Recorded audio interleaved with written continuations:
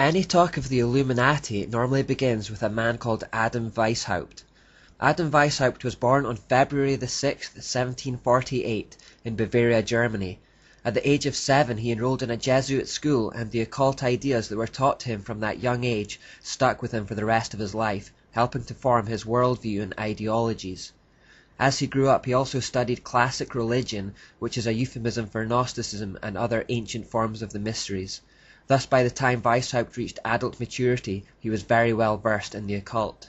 When Pope Clement XIV abolished the Jesuits in 1773, Weishaupt went on to become a professor of Catholic canon law, a post that only Jesuits had ever held up until that point, and within a few years he had joined the secret society of Freemasonry. Now, when Adam Weishaupt joined Freemasonry in the 1770s, it had already long been a fully occult society, but it was organized into the telltale pyramid-shaped knowledge hierarchy. The masses or muggles at the lower end of the society were completely ignorant of the true nature and meaning behind their doctrines and rituals.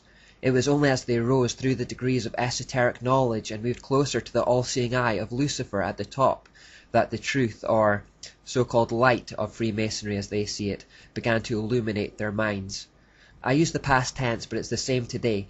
In the Scottish Rite version of Freemasonry, which is the most widely known and practiced, there are a minimum of 33 degrees to ascend through in the hierarchy, with still more elite Illuminati degrees, such as the Shriners above that.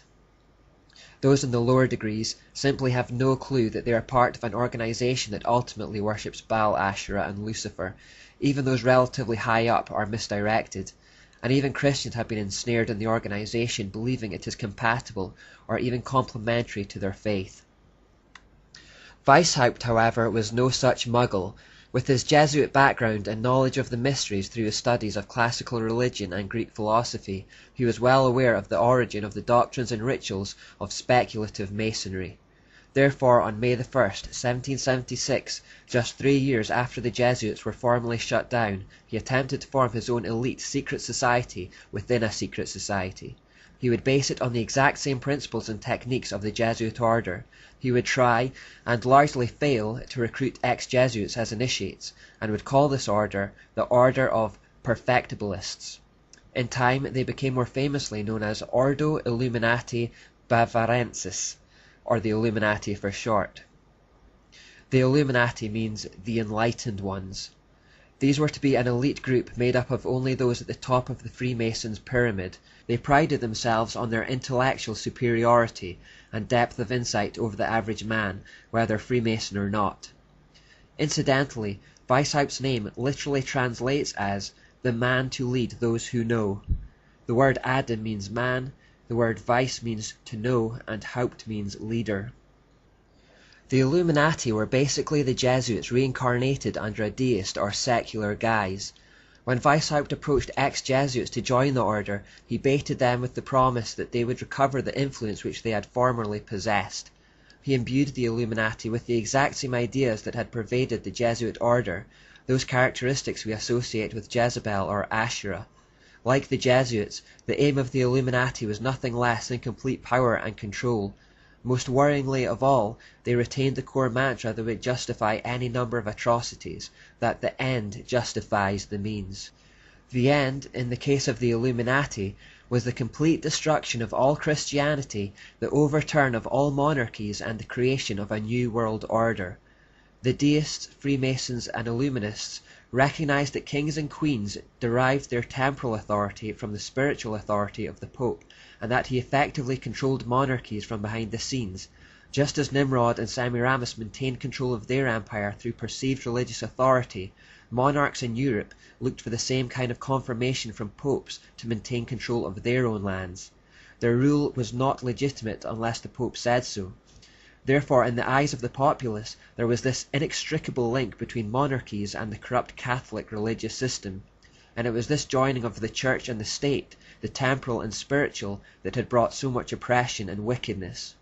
The solution for the Illuminati, therefore, was to separate church and state and to destroy both in the process.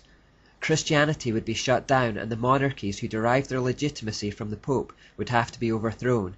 There would need to be revolution. This is effectively what the Illuminati set out to achieve.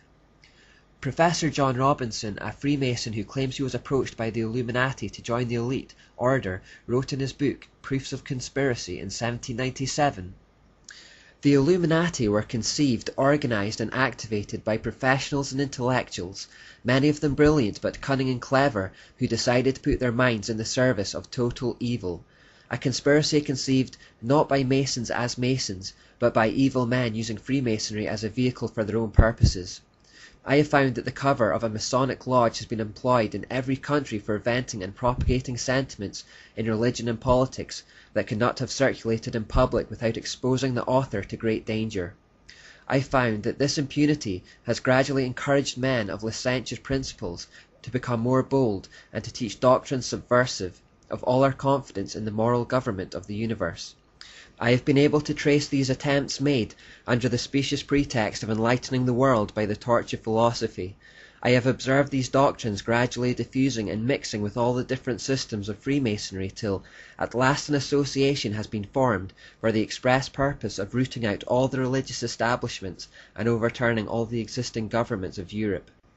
The primary goal of the Illuminist is to get the possession of riches, power and influence without industry, and to accomplish this they want to abolish Christianity, and then universal profligacy will procure them the adherence of all the wicked and enable them to overturn all the civil governments of Europe, after which they will think of farther conquests and extend their operations to the other quarters of the globe."